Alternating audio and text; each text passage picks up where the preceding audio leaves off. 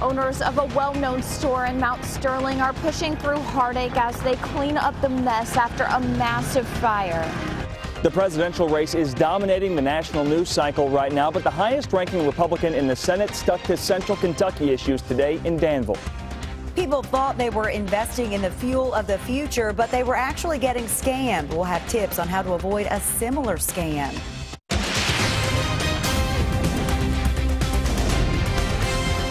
This is WKYT News at 5:30. Neighbors and customers say they are heartbroken. A large fire destroyed a well-known Montgomery County business over the weekend. Its owners say they will likely not rebuild. WKYT's Officer Don flew sky first over the remains of Rayburns Market this morning, where it was still smoldering. 4 apartments over the century-old business were also destroyed in that blaze. WKYT's Caitlin Sentner spoke with former customers who are helping pick up the pieces. She has our top story at 5:30. Every morning I come here talking around 6:30 morning. Every morning, never miss a day. James Jones kept up his routine this Monday morning, but today he's in disbelief. A mess. It's unbelievable. This is a good little store. You know, everybody, like the neighbors, oh, they can come out and just come to the store. Sunday fire ripped through Rayburns Market on Richmond Avenue. Neighbors were without words as they watched their corner market go up in flames. But one day later, they say, it looks much worse. It's my heart and soul and everything. Treasures and memories and everything's in that fire. But many, like James Jones, showed up to lend a helping hand. Customers are out at Rayburns Market today helping clean up after the massive fire. They're just repaying that kindness that's been shown to them over the years. For me, I can't come talk to them every morning like I used to, you know what I mean? So I'm going to miss that. No, I don't need anything. God takes care of me, but it's other people. It's other people that he helped. He'd come down here and he'd help them. He didn't have no money. Said, don't worry about it. Jones says he knows they'll get this cleaned up, but he's worried about his friend, who right now says they won't rebuild. Sometimes people hurt and they don't show it, but you know deep down in their heart, they hurt. Yeah. So deep down in his heart, he's really hurting because this is his life. This little store was Ron's life. I love him. God loves him. Hope the people love him enough to come and help him. That's all I can say. In Mount Sterling, Caitlin Sentner, WKYT. Quite an outpouring of support. We still don't know the cause of the fire. There were 3 apartments above the market. For more information on how to help those people, visit our website, WKYT.com. Police in Madison County are investigating after a stabbing in Richmond led to a campus safety alert at Eastern Kentucky University. That alert was sent out shortly before 6 this morning after Richmond police found a victim with multiple stab wounds near the intersection of Madison and Summit near Eastern's campus. The situation had some students concerned. It does make me a little bit more cautious than I was already before. So I do like to come in at a normal time now. Police have not released any suspect information nor the victim's identity. Police say there is no threat to the campus.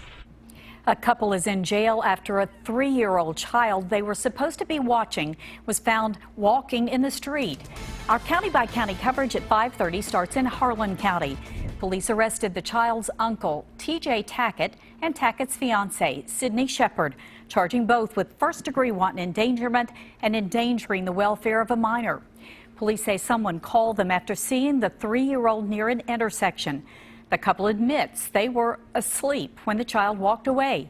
If it would have wandered away and could have been lost, there's a mountain wooded area there. Railroad tracks are nearby. Rivers nearby. Who knows what could have happened. Now, police say the couple had been watching the 3-year-old for the child's grandmother while she was sick. We're told social services took the child back to its guardian. A Warren County man is in jail after police say he was driving under the influence with a newborn. Police stopped 19-year-old Sean Furlong at the Natcher Parkway in Ohio County yesterday. There were 2 women and a 9-day-old baby with Furlong in the car. Police say Furlong was driving impaired and had meth with him. He's been charged with DUI and drug charges. Senate Majority Leader Mitch McConnell made a stop in Danville today, and many people were interested in hearing his take on last night's presidential debate between Donald Trump and Hillary Clinton. From the start, though, McConnell made it clear that he would not be talking about the election. WKYT Sean Moody is in Boyle County with the story. Senate Majority Leader Mitch McConnell didn't discuss the presidential election. He only mentioned it once or twice as it related to other topics. Some people here wanted to hear his thoughts on the race, but others said they were glad he stuck to topics that they said were more local. McConnell's appearance at the Boyle County Extension office drew a big crowd. In fact, they ran out of parking. Inside, people were eager to hear the Senate Majority Leader. Mike Frank hoped to hear McConnell's take on the presidential race in last night's debate. I would hope he would. I mean, it's, you know, we're a month away, and that's what all the talk's about. Right off the bat, though, McConnell said Clinton versus Trump would not be part of his agenda today. If you're interested in anything else, please stay. If you're interested in the presidential election, you might as well go ahead and leave, because I don't have any observations to make about it. Instead, he talked about his role in government, Medicare and Social Security reform, and took some audience questions. I hope you understand the obvious, that it's advantageous for Kentucky to have the majority leader of the Senate. I mean, that's the way the system works, and I hope we still have the advantage. Several people who came out said they were glad to hear his perspective on those issues rather than the race for the White House. Everybody wants to know about that, and I think everybody's got an opinion on it, and that's best played out by itself. This has been, for most people, a challenging election year, and I think people have already made up their minds, or making up their minds now, and anything he says isn't going to make any difference. From here, McConnell went on to another event at the University of Kentucky. In Danville, Sean Moody, WKYT. McConnell did not answer questions from the media after his appearance. Well, the forecast looks like it is stuck on repeat this week. We're expecting sunny skies and unseasonably warm temperatures for most of the week. WKYT meteorologist Jim Caldwell joins us from the First Alert Weather Center. And that's where we're tracking it all this positive action weather-wise here the next few days, starting with today. Just a gorgeous one anywhere you look, whether you're here in Lexington, you're somewhere in eastern Kentucky, like Moorhead, for example. There's 66 degrees there, still faring pretty well. It's 71 in Lexington, a little more sunshine for us. That's kind of helped us get above some of these other folks out there. 72 in Frankfurt, and then you've got 69 in London. Again, more clouds streaming through those skies. You can see that right there on that map. The fact that they had a little extra cloud cover in and around Laurel County here, and even more streaming in from our western skies will likely pay us a visit as we head into the overnight, which will stabilize temperatures, I think, probably into the mid-40s. Here we go through the rest of the evening and overnight as well. You can see those clouds are finally venturing into our skies. I think tomorrow morning we'll end up in the mid-40s around here, and then we advance into the afternoon and evening hours. Another day where we're right around 71 to maybe up to 74, 75, maybe in southern portions of Kentucky, with the winds getting a little more on the breezy side. That'll especially increase, though, as we head into your Wednesday and Thursday with a frontal boundary starting to sweep in. That's the only main action that we have in here, is that front and some of the things that will follow it. Other than that, it's a good looking forecast from this point forward. I'll break it all down in a little more detail coming up in just a few minutes. Well, we wouldn't want it to be boring. You have to have something to throw in there. Well, 5 southbound lanes of the Kennedy Bridge in Louisville reopened today, helping to ease traffic in the area. The bridge was closed in January after the adjacent Lincoln Bridge opened, and when the bridge fully opens in December, it will carry 6 southbound lanes of Interstate 65. The Lincoln Bridge will have 6 northbound lanes. Starting in December, if you want to drive across the Kennedy, Lincoln, or a new East End Bridge in Louisville, you'll have to pay a toll. Investors thought it was going to help the environment and bring in a steady stream of cash, but the fuel of the future turned out to be an old-fashioned scam. Sam Dick shows us how you can avoid a similar biofuel boondoggle. They're very aggressive, and they're very influencing and very believable. And they backed it up with a lot of facts and figures, videos, pictures, whatever, to make their cause look real. They were very convincing and lured this man, who does not want to reveal his identity, into giving them $100,000 of his savings. Jack Holden and Lloyd Sharp told him, along with dozens of investors, about a promising new project. The idea to convert the seeds of trees in Belize and Ghana into oil that would be refined as biodiesel. Some of the people that I brought into the business are good, strong, well-respected business people. But it was all a scam. Sharp and Holden offered no real investment opportunity. The entire scheme was a complete sham. Nothing they said to investors was true. The masterminds were well known to authorities. Lloyd Sharp was a career con man. He has done one thing and one thing only for his entire adult life, and that's defraud people. He's very, very skilled and very good at getting people to give him money. Holden and Sharp promised people that they would receive $7,000 in perpetuity, forever, which is an outrageous claim. It is unusual for lifelong fraudsters with multiple past convictions to continue to engage in this behavior into their 70s.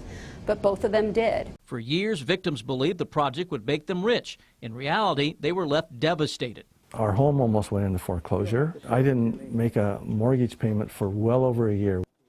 In addition, he never told his wife how much of their money was invested. I made a lot of these decisions without her input, which was by far the worst mistake I've ever made in my life. He has learned a lesson. We got a little greedy, I think. We didn't look at it with more of a critical eye and spent more time researching this and, not taking everything at face value.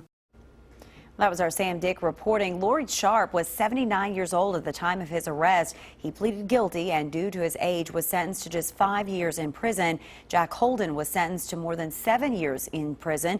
Both men were ordered to pay more than $1 million in restitution to victims. Coming up, the setbacks continue for Samsung after several reports of supposedly safe replacement phones catching on fire. And later in sports, the basketball Cats are getting ready for Big Blue Madness later this week. Samsung is officially halting production of its troubled Galaxy Note 7 smartphones. It comes amid fears that even replacement versions of the device run the risk of catching fire. WKYT's Andrea Walker has the story. The Galaxy Note 7 nightmare keeps getting worse. Samsung officially recalled the phones last month, blaming faulty batteries for the phones reportedly catching fire. Replacements were supposed to solve the problem, but customers like Michael Claring of Nicholasville are now reporting the same stories. I'm scared to death for a minute and look over and my phone's on fire. Claring says he only had his replacement phone for a little more than a week before the incident. The phone's supposed to be the replacement, so you would thought it was safe. It wasn't plugged in, it wasn't anything, it was just sitting there. Unfortunately, this story isn't unique. A similar situation happened last week at a Louisville airport when a passenger's phone started smoking, forcing everyone to evacuate. They're in kids' pockets and people's cars, all kinds of things that we saw with the first ones. And Samsung needs to do something to get these off the market. Today, Samsung announced they are halting production of their Galaxy Note 7 smartphones. Both AT&T and T-Mobile have already stopped issuing the phones to customers. AT&T will allow users to return the phone for a different Samsung model, while T-Mobile customers can pick a different device or receive a full refund. Andrea Walker, WKYT. A spokesperson with Samsung released a statement regarding this weekend's incident in Nicholasville, saying in part, "We want to reassure our customers that we take every report seriously. We are engaged with Mr. Clearing to ensure we are doing everything we can for him." Now, your hour-by-hour forecast with meteorologist Jim Caldwell. Fantastic looking Monday out there, and it's going to look even better as we head into tomorrow and probably to Wednesday as well, when I think highs are going to be in the mid and maybe, dare I say, upper 70s in some locations.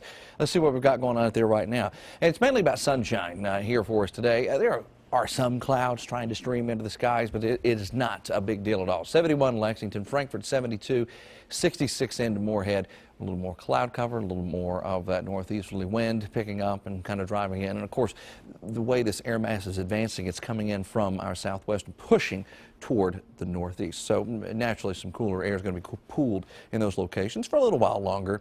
66 now into Jackson. And how about our friends there in Prestonsburg? Man, 63 degrees out there. Coolest spot I can see. by checking all of those temperatures. So either way, 63 is not that bad. It's still a comfortable temperature. The reason I say that is because it's coming back to pay us all a visit, probably in some cases, at least very close to it for highs later on in this 7-day forecast period. Hour by hour run, let's take you through the overnight and into tomorrow especially. This is where we find more of the 70s. Look at southern Kentucky, 74, Somerset, London. You see more of the 70s here into central Kentucky as well. Just a very good looking day. Now we're into your Wednesday. Wednesday, I think, should be even warmer. Models backing off just a little bit from those highs. I think we're probably in the mid-70s here because got a high to the east, got a front coming in from the west. We're in the middle with a nice southerly wind that will drive up those temperatures somewhat, at least until the front gets here. And the front brings some shower chances with it, as that's what you're seeing here by early on Thursday morning. Some general light rain. Notice what's happening here. Just since we've been on the air, since I started at 4 o'clock, the newer data coming in, breaking up the showers. So we got this little pocket of moisture out to the east, and then you got a little more out to the west, but pulling it apart essentially here by noontime. And then daytime highs into the mid-60s for you on Thursday as that rain falls apart. So the rain almost a non-issue out there for us as we head into Thursday, but we could run into at least a small shower chance. You can see what I'm talking about here with the rainfall forecast. We get into Thursday alone, that Thursday batch of rain, come on, less than 1/10 of an inch in many cases out there. So almost a dry passage, but you have to keep the mention alive, or if you're in the weather world, you get bored to death. I mean, because of, it is certainly a possibility out there, God. It barely impacts our temperatures, and then we recover again going into the weekend, which is, again, above average for this time of year. Yeah, but keep it alive. We need it. We do need it. That's right. A lot of folks getting too dry. Thanks. Okay. Well, update on the crash on DeLong Road near Richmond Road. They now have that portion of DeLong shut down because of that collision. They're still working the one downtown, too, at Rose and Main Street, which turned out to be an injury crash. But DeLong and Richmond, that road is shut down temporarily as police try to clear that wreck. Collision at Hamburg there at Pimlico and Manowar has just about been cleared completely out of the way. To Georgetown, about 17 minutes. To Winchester, we're averaging about 29. Now back to you in the studio. Officer Don, thank you. It is basketball time in the Bluegrass. Just ahead, Big Blue Madness is coming at the end of the week. Well, it is, and the fans certainly have a lot to look forward to with this team, including 6'10" Bam Adebayo. And the season is now half over for Kentucky football. Things looking a whole lot better than they did 5 weeks ago. Sports is next on WKYT.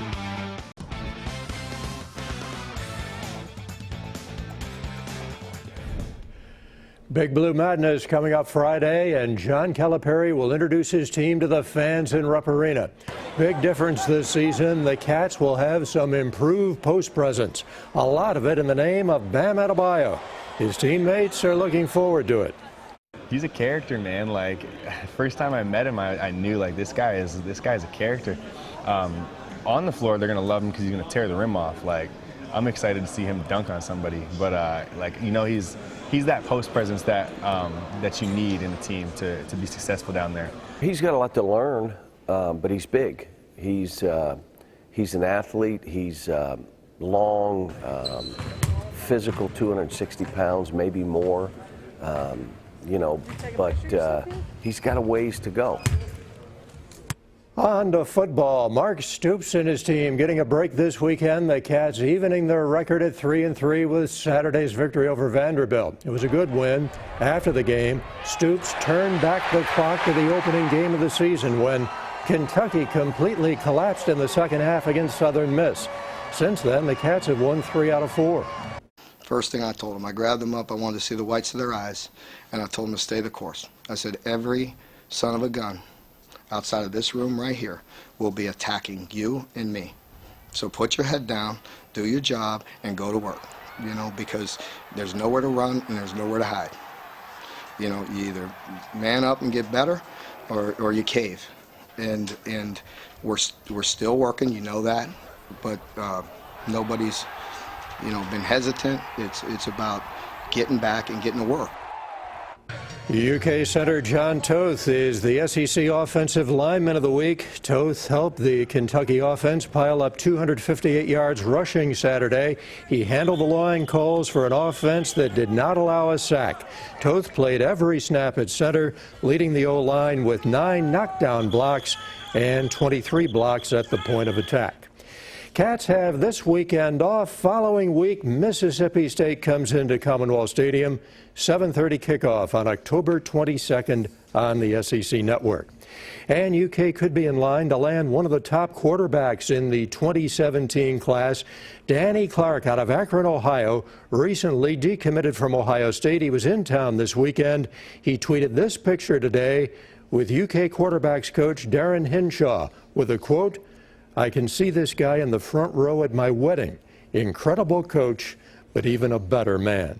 That from quarterback Danny Clark, who is in town this weekend. In the next half hour, we will profile Ty Wynyard. Stay with us. We'll be right back.